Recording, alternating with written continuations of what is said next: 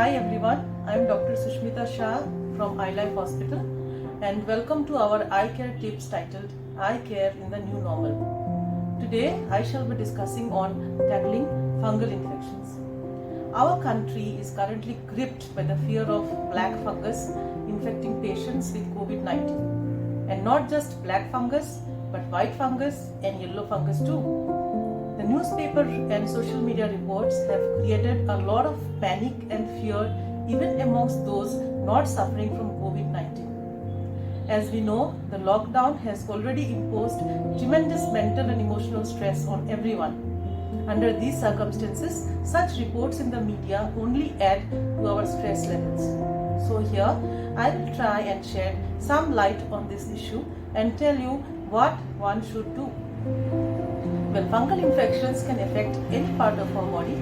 They commonly occur when our immunity is down. It's just like our enemy attacking us when our army is not prepared to fight them. Also, fungal infections are more common in India due to its climate and poor hygienic conditions.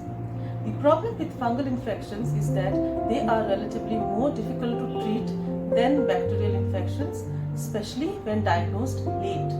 But if diagnosed early, they can be treated well. Hence, the trick is to be alert.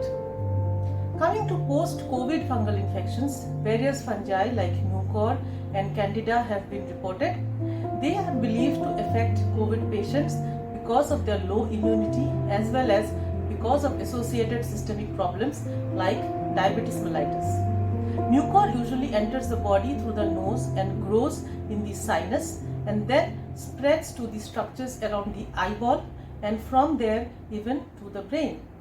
Fungus can also enter through the nose and harbor in the lungs. Fungal infections of the mouth and skin can also happen.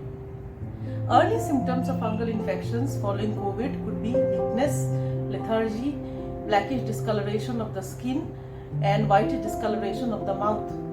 Mucormycosis or black fungus presents as blocked nose, smelly nasal discharge, swelling of the cheek area and around the eyeball with blackish discoloration, inability to open eyes or restricted ocular movements.